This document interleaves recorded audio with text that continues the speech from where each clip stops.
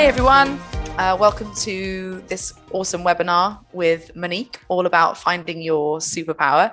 I'm Sivan Joss from Joss Search. You probably know who we are already, otherwise you wouldn't be tuning in, but just in case you don't, we're a boutique recruitment agency with offices in London, New York, and Europe, and we recruit for private equity firms, hedge funds, and alternative investment firms globally.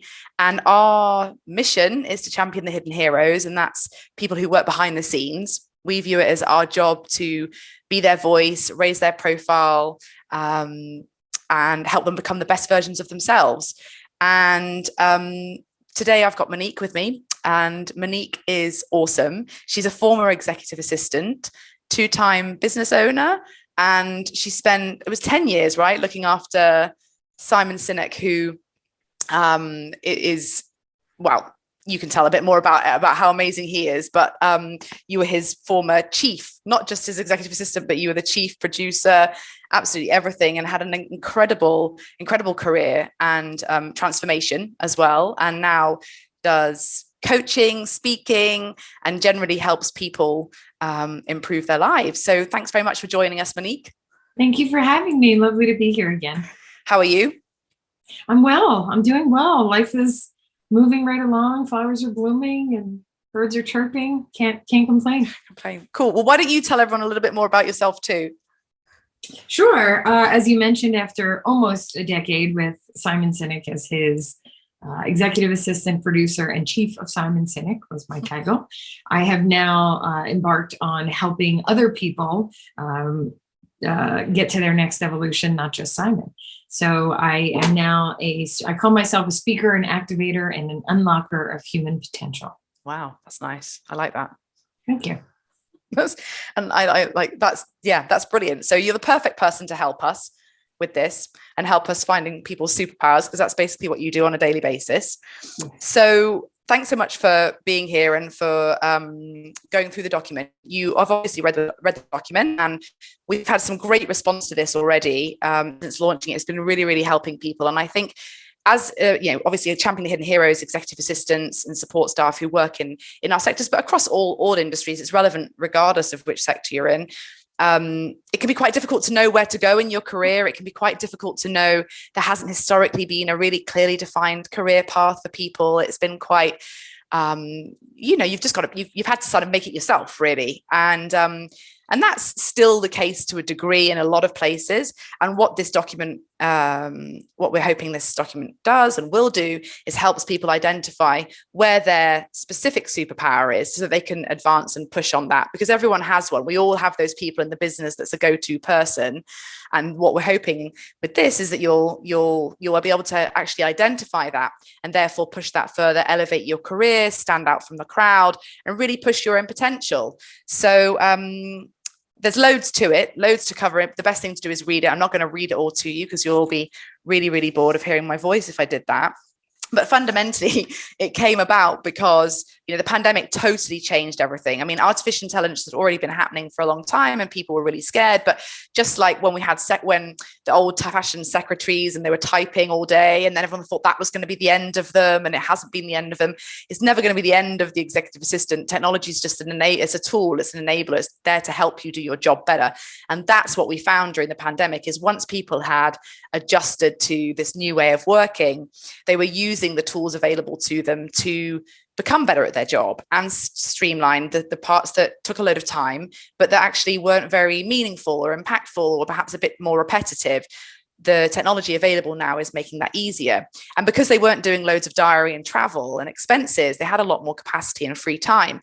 So people ended up taking on a lot more responsibilities. And we found, support staff were getting involved in events, project management, recruitment, systems implementation, a huge amount of systems implementation, onboarding, training, just really getting involved across the whole business area as well as their usual tasks.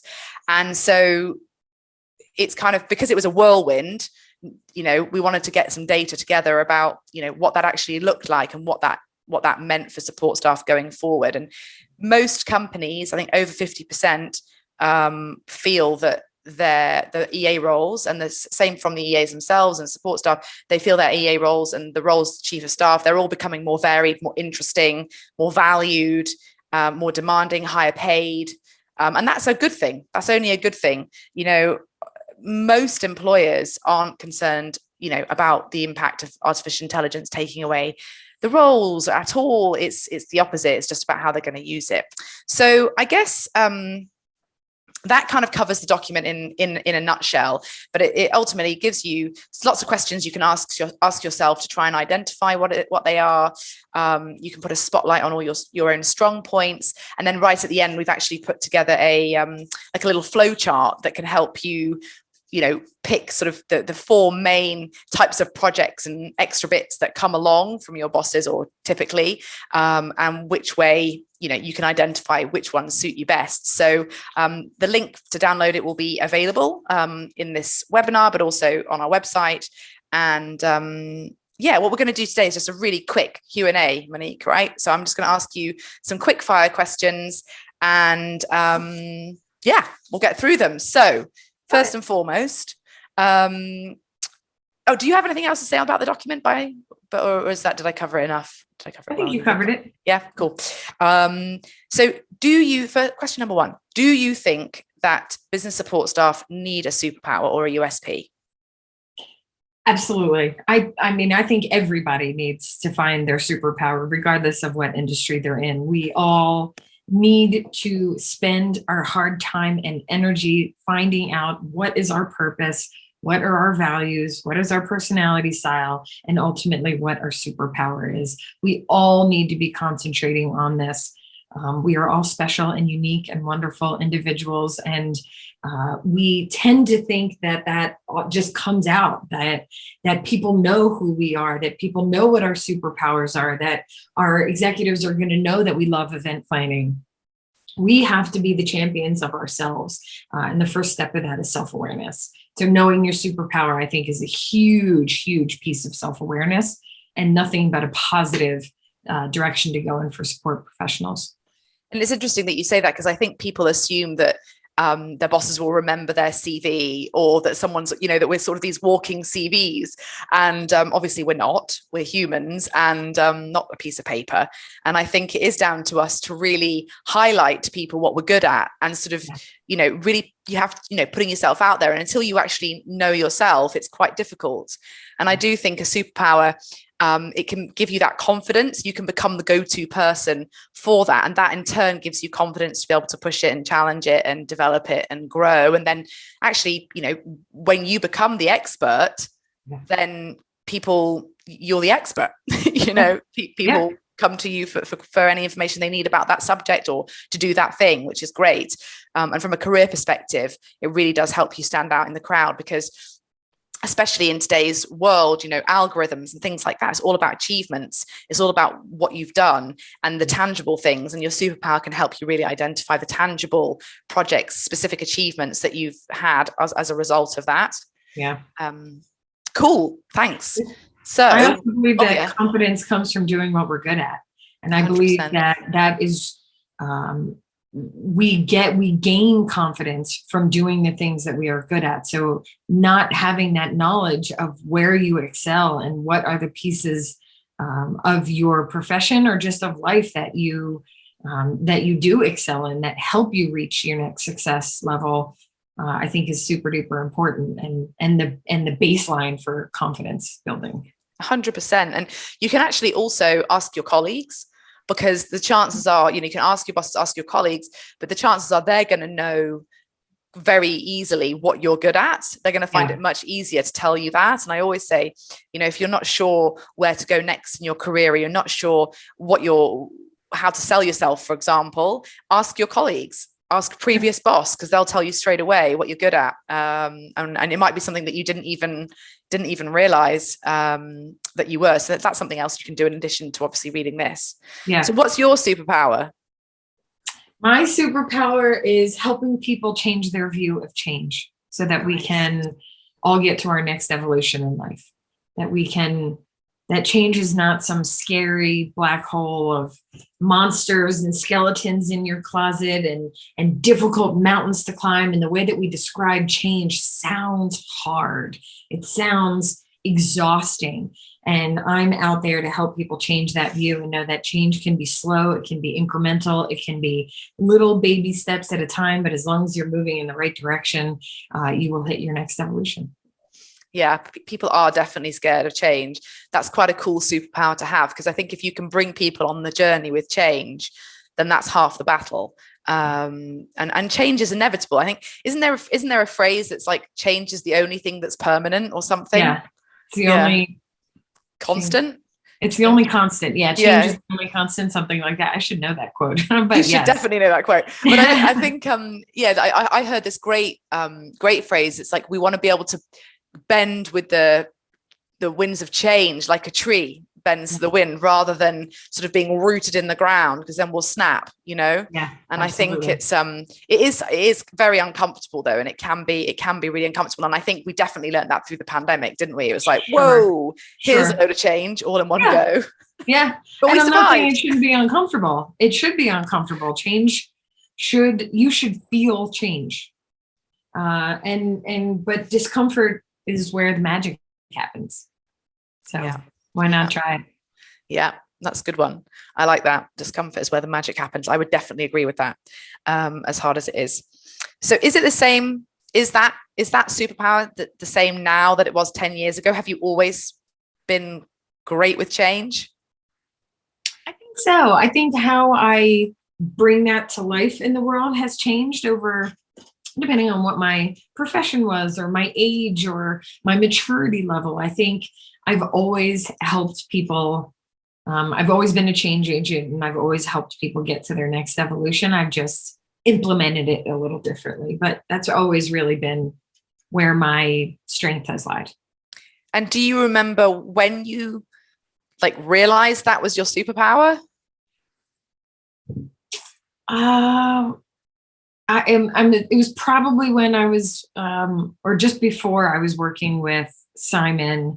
I had another business at that time, and just talking with some of my clients and working with them, and they said, "Oh, you're so easygoing." And I thought about that for a really long time, and I said, "I am not easygoing. That is not a way to describe me at all. I am as type A and structured as you can possibly be." But what I was good at was change. That I was comfortable with change. That I was okay with knowing that I needed to get to a different destination. So I think it was somewhere along there. I really honed in my skills though when I was working with Simon. I think if you work with someone who changes their mind a lot, then you have to become, and I always think to myself, whenever I'm talking to EAs or chief of staff or anyone in a support role, really, I often think to myself, gosh, the level of patience you guys must have, because you could put together, I always think you can put together these beautiful events or projects or itineraries, and they look fantastic and everything's great, and then they're on the way to the airport and they change their mind, and I'm like, how do you not scream? And they don't, and you don't, and I guess that is why I guess that must build resilience to change, right? Sure. And it helps understand that change can be big, change can be small, change can be painful, change can be easy. It's depending on, it could be little changes in what you're doing or big changes in who you're being, and to be comfortable with all of it. Yeah. Well, our best laid plans, and how they change. And I guess next question then is, what superpowers have you seen that really work in the world of support staff? Mm-hmm. I would say the ones that are deliberate, the ones that have a great deal of intention and attention put behind them, the ones that are practiced and refined and paid attention to. We tend to just assume that everyone knows what we're good at, and that of course it's coming through in my everyday work, but we're all just fumbling idiots trying to do the best we can with the tools we've got on our tool belt. So being able to identify your superpower. Things like this document are super helpful for helping you figure out what your superpower is, and then putting real intention and attention behind it will help make you limitless. It's the ones that you are assuming they're just going to happen on their own, and if I want to be a more positive person, I'm just going to be a more positive person. No, you actually have to put some procedures and some processes in place. I mean, this is what we're good at. So taking what we're good at, putting things into place and making lists and making processes, do the same thing with yourself. It's really interesting that you say that, because I think that the deliberate part of it is really important, and the sort of not just expecting it to like fall onto your lap.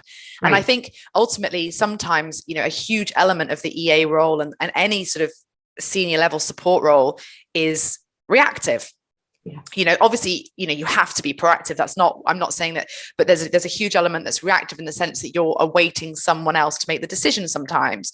And obviously the more comfortable you get, the more confident you get, the more decisions you make without waiting for them to be made. But that takes time and practice, and that takes a confidence, as you say, and knowing the person you're supporting. Yeah. But I think the whole idea of your career sort of being sort of given to you in the sense of, here's your next step. Here, it doesn't really happen. You have to intentionally and deliberately go out there and seek it and make it happen for yourself. And obviously I've been doing this I've been recruiting support staff for 20 years, and I've placed thousands and thousands of people, and I keep in touch with loads of them, and I've seen their journeys, and the ones who have progressed away from the EA role or have progressed their EA role into a chief of staff role, or they've progressed their EA role into an even better EA role, they've always taken it upon themselves to seek that support, learning, development, use their network. They've done what they can to push it as well, rather than sort of expecting the organization to do it, because unfortunately it's just not there yet. And there's a great work being done there, but it's not quite in place. But the areas where I've seen people have the most success in terms of developing their careers have been, in areas like digital marketing or systems implementation, or moving into HR, moving into sort of technical support, project management, event management, definitely the recruitment, onboarding, and the HR piece, and sort of the office management, operations, COO, that sort of thing. So there is really a hugely varied career path available for people in support roles, but you have to hone your expertise and then push it really quite firmly in the organization by just becoming that expert. It's the difference between being proactive and reactive, and we instinctively and intellectually know this about our day jobs, and we know how to be proactive in what we do, but we're really proactive in who we're trying to be. We are just expecting our being to be what we think it is. And we have to put the same amount of force and intention and attention behind who we're being as much as what we're doing. Yeah, 100%. So what do you think the future looks like for support professionals? I mean, I think this is our time to shine, baby. I am stoked at what's happening. Even since 10 years ago when I started with Simon, I think this profession has grown, has changed. I think people are becoming more aware of what this means to be a support professional. It's not just this amorphous job that people have that no one knows how to describe. I think companies are providing more education dollars, providing more support staff and more support for the supporters and more growth opportunities. I really do see executives honoring, let's say, the position of a support professional even more than they were.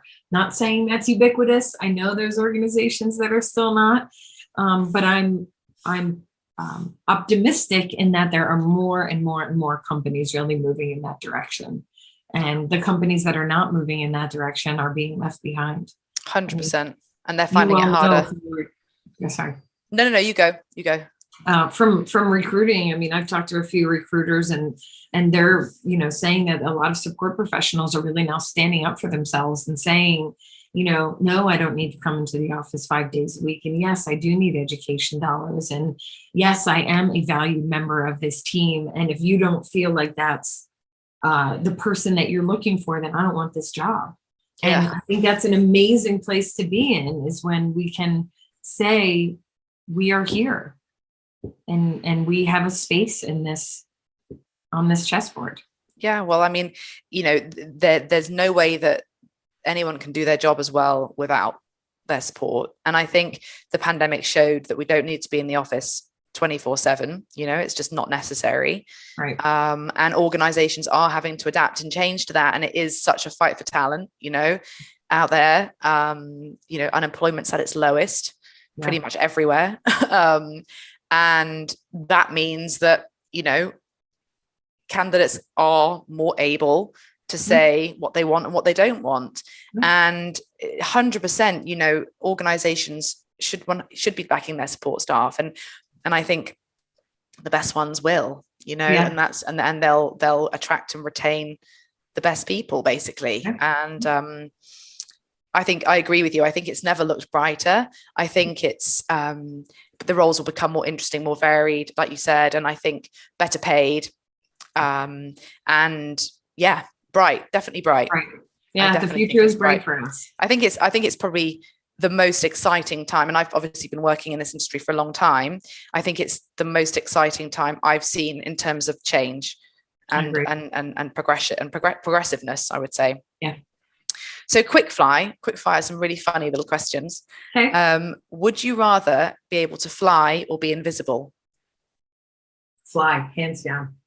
Yeah, same. Hands down. I jumped out of an airplane once. I did skydiving, and when I landed on the ground, I'll never forget. I said, "Now I know why birds sing," because it was just such an amazing experience. That's very profound.